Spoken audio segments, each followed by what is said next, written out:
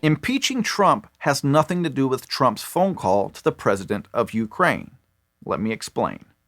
Nancy Pelosi, the Speaker of the House, said in a press conference that they have been working on impeachment for 2.5 years. Was there an aha moment for you personally, a piece of evidence or testimony that swayed you now to take this step? Well, I'm glad you asked that question, because all I hear from the press is that I'm moving so swiftly that it's like a blur going by. This has been a couple of years, 2.5, since the initial investigation of the Russian involvement in America's election, which started much of this.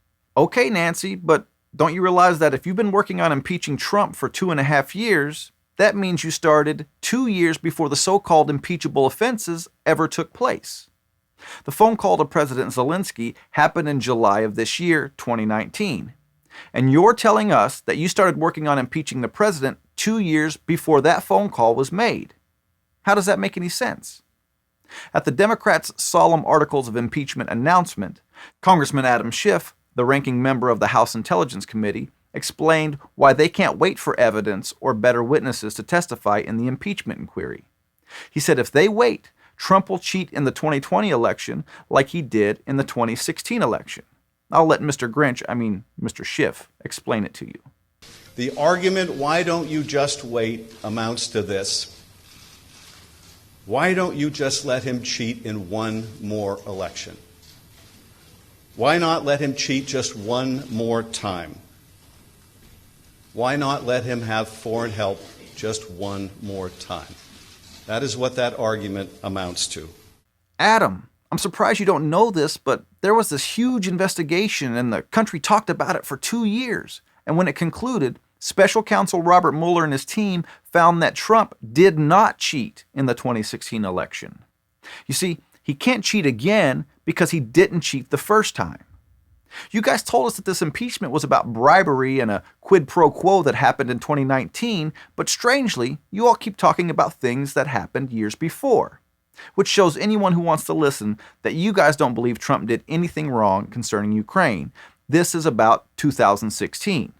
You guys still won't accept the outcome that Trump beat Hillary, and you won't accept the conclusion of the special counsel investigation into Russian interference. This isn't about Ukraine and some phone call. The 2020 election is coming up fast, and you all are doing everything you can to get Trump out of office. And that includes making up nonsense articles of impeachment so that you can hurt his re-election chances. Because you don't have anything to impeach Trump for. But I realize you all are going to impeach him, and I know why, and I know what your plan is. A couple days ago, a friend of mine texted me this, quote, "It looks like Trump will get impeached. Holy shit," unquote. That is exactly the reaction that Democrats want from people. The reason my friend texted me is because he knows that I have this channel and that I pay attention to what's going on. He called me a few minutes later on his drive to work, and I explained the whole situation to him. He was under the impression that being impeached meant Trump was guilty of a crime and that it would be the end of his presidency. After I explained the process to him and the facts, his impression was quite different. You see, Democrats are banking on people, just like my friend, to only hear the headlines and react in such a way that it makes them think Trump did something horrible. My regulars on this channel know that this impeachment sham is designed to hurt Trump's re-election chances. My friend is a great guy. He's smart. He and his wife each work more than full-time with conflicting schedules. He has a young child. He tries to exercise a couple times a week. We play basketball on the weekends, and his jumper has been on lately. But between all of that, like a lot of hardworking Americans, he doesn't have all that much time or energy to put towards understanding the craziness going on in Washington. And it's sad, but that's the reality for a lot of people. And what the Democrats are doing right now is designed to make people like that go, "Holy shit, Trump is being impeached." Now, to give you a little more evidence that Adam Schiff and the Democrats don't actually have anything on Trump, Mr. Schiff subpoenaed the phone records of some of his Republican colleagues on the House Intelligence Committee, hoping to find some nefarious connections. Just think about that. That is truly witch hunting. It's the same reason why they want Trump's tax returns. They're searching every avenue possible, just hoping to find something. And what they've had to settle for is impeaching him along party lines, concerning a phone call he made a half a year ago by a process they admit they started 2.5 years ago. And they hope that's enough to convince people not to re-elect him in 2020. Let me repeat that. They're impeaching Trump over a phone call that happened a half a year ago by a process they admit they started 2.5 years ago. That just doesn't add up. And forget about the economy, you guys. The people who've been in Congress for decades, getting richer than God, want you to believe that Trump has abused his power. The Democrats want Washington to go back to business as usual. And the more people like my friend that we can share the truth with, the better chance we have in fighting these career politicians and the crony capitalism that we've all been complaining about for as long as I can remember.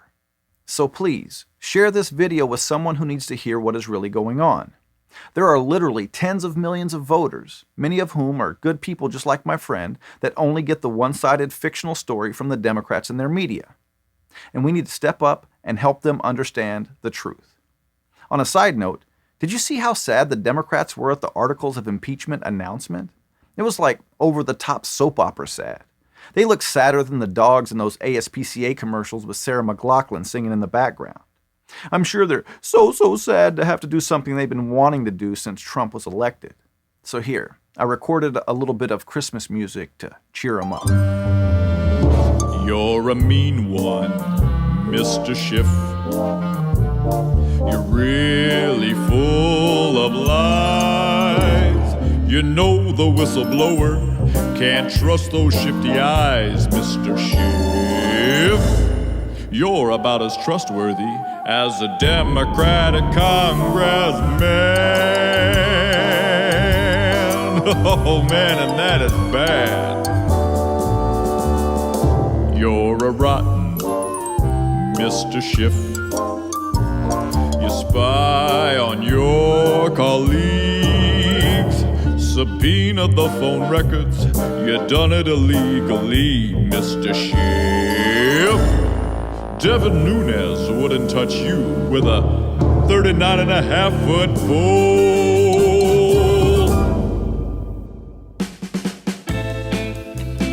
Thanks for watching. If you like this video, subscribe to our channel, and if you want to become a supporting member of Blue Collar Logic, click on the link in the description and give what you can.